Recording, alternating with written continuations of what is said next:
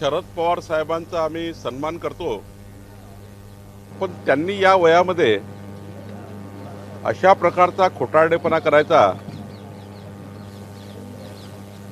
पराभव झाला तर स्वीकारून घ्यायला पाहिजे होता. पण जेव्हा पराभव स्वीकारता येत नाही तेव्हा काहीतरी जनतेला पुन्हा कन्फ्यूज करण्याचं आणि कन्फ्यूज करून पुन्हा एकदा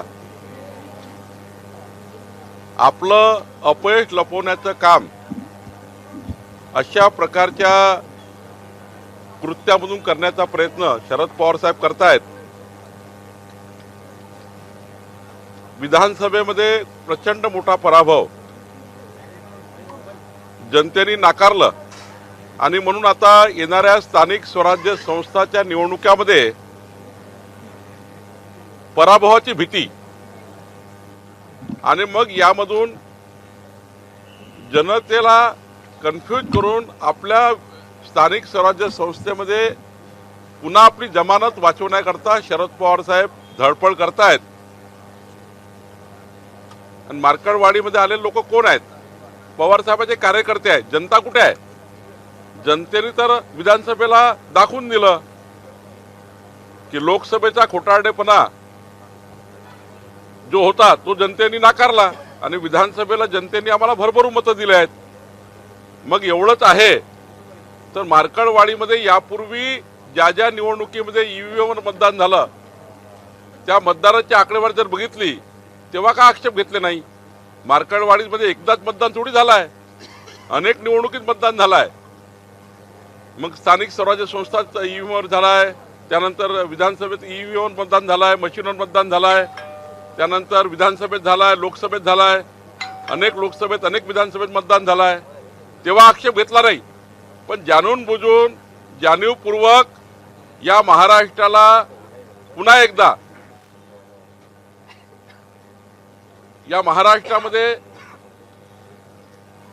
आपल्या या ईव्हीएमवर मशीनवर दोष देऊन पुन्हा एकदा आपलं अपयश लपवण्याचं पाप पवारसाहेब करतायत. मला वाटतं जनतेला सारं समजलं आहे. किती नौटंकी केली राहुल गांधींनी केली, पवार साहेबांनी केली किंवा अजून त्यांच्या महाविकास आघाडीच्या नेत्यांनी केली. महाराष्ट्र नौटंकीला कंटाळला आहे. महाराष्ट्र विकासाच्या बाजूने आहे. महाराष्ट्राला महायुतीकडनं अपेक्षा आहे आणि महायुतीचं सरकार देवेंद्रजींच्या नेतृत्वामध्ये या महाराष्ट्राला प्रचंड ताकदवान आणि महाराष्ट्र हा देशातला क्रमांक 1 राज्य करण्याकरता आम्ही काम करणार आहोत. सर, उत्तम जानकर म्हणतायत की मी राजीनामा देतो, बॅलेट पेपरवर तुम्ही मतदान घ्या, त्यासाठी मी तयार आहे. असा आहे, हा खोटारडेपणा आहे. महामानव डॉक्टर बाबासाहेब आंबेडकरांच्या संविधानाचा अपमान आहे. निवडणुकीमध्ये खरं तर आता लोकसभेचे 31 खासदार निवडून आले महाविकास आघाडीचे. मग ते महाविकास आघाडीचे 31 खासदार त्यांनी राजीनामे दिले पाहिजे ना. तुम्ही खोटारडेपणा करण्याकरता त्या ठिकाणी अशा प्रकारचे उद्योग सुरू केले. मग महाविकास आघाडीचे जे जे लोक ईव्हीएमवर निवडून आले, ईव्हीएमवर जे जे लोक निवडून आले त्या सर्वांनी राजीनामे दिले पाहिजे. महाविकास आघाडीला वाटतं ना की आमची मशीन चूक आहे, त्या निवडणूक आयोगाची मशीन चूक आहे, तर त्या ठिकाणी मग राजीनामे दिले पाहिजे. सर्वांनीच राजीनामे द्या ना.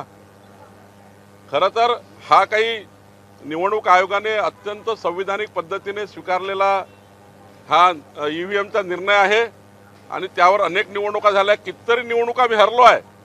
मोदींच्या निवडणुकीत तर आम्ही महाराष्ट्रामध्ये आम्हाला मोठे अपयश आलं आहे. आम्ही तेव्हा ईव्हीएमवर दोष दिला नाही. आम्ही तेव्हा आमचा चुका दुरुस्त केल्या. आमच्या निवडणूक जे काही पराभव झाला त्यातनं आम्ही काही शिकलो आणि त्यातनं आम्ही पुढे गेलो. पवार साहेबांनी या पराभवातून शिकलं पाहिजे आणि पुढे गेलं पाहिजे.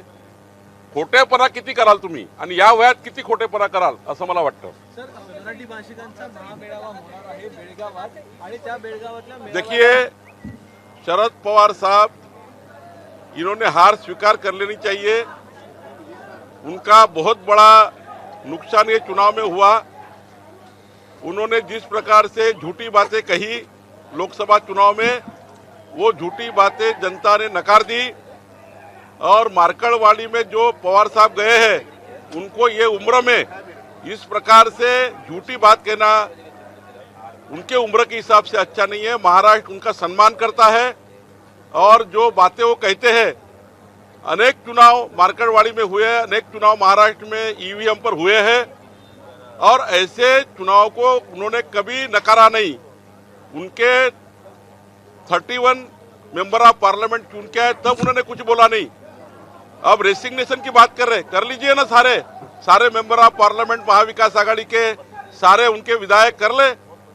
देखिए, संविधान से चुनाव आयोग ने जिस प्रकार से ईवीएम का उपयोग शुरू किया है, इस देश में संवैधानिक पद्धति से, पारदर्शक पद्धति से चुनाव चालू हुए हैं और इस प्रकार से करना, तो ये सारा खेल जो खेला जा रहा है, ये आने वाले जो लोकल पंचायत के चुनाव है, कारपोरेशन के, महानगर पालिका के और पंचायत के, उस चुनाव को अपनी साख बचाने के लिए पवार साहब दौड़ भाग कर रहे हैं। उनको मालूम है कि जिस प्रकार से नकारा गया शरद पवार जी को और महाविकास आघाड़ी को, आने वाले चुनाव में महाविकास आघाड़ी परास्त होने वाली है, जमानत भी नहीं बचेगी, ऐसा होने वाला है, इसलिए दौड़ भाग कर रहे हैं। लातूर में 103 किसानों की जमीन पर वक्फ बोर्ड ने दावा कर दिया, कह रहे कि हमारी जमीन है, निजामों ने हमें जो है जमीन दी थी मस्जिद की जगह। देखिए, वक्फ बोर्ड ने बहुत बदमाशी की है। कई हिंदू देवता की जगह, कई ट्रस्ट की जगह है, हिंदू संस्थानों के ट्रस्ट की जगह है, कई किसानों की जगह है, जबरदस्ती अतिक्रमण करके वक्फ बोर्ड ने अपना नाम डाला है। पूरा इसका दोबारा डिजिटलाइजेशन होना चाहिए, सारा रिकॉर्ड क्लीन होना चाहिए और इसके लिए जो जो सरकार ने करना है, केंद्र सरकार, राज्य सरकार ने, भारतीय जनता पार्टी ने बार बार केंद्र को भी और राज्य को भी हमने लिखा है कि इसके लिए जो वक्फ बोर्ड ने बदमाशी की है, वहां पर हमारी सारी जमीन हड़प ली है, सारी जमीन जो जो नियम के बाहर हड़पी है, सारी जमीन किसानों को और हिंदू देव देवता के ट्रस्ट को और जिसको भी जिस समाज की जमीन ली है, चाहे मुस्लिम हो, चाहे हिंदू हो, चाहे दलित हो, वक्फ बोर्ड ने सभी प्रकार की जमीन अपने कब्जे में ली है, वो सारी छोड़नी चाहिए और उसके लिए सरकार कड़ी कार्रवाई करेगी। आप जांच करेगी महाराष्ट्र सरकार? बिल्कुल करना चाहिए। महाराष्ट्र सरकार और केंद्र सरकार को मैं विनती करूंगा, हमारी पार्टी से मैं विनती करूंगा, कड़ी जांच होनी चाहिए और सारी जमीन जिनकी मालकियत है उनको वापस मिलनी चाहिए। एबीपी माझा, उघडा डोळे बघा नीट।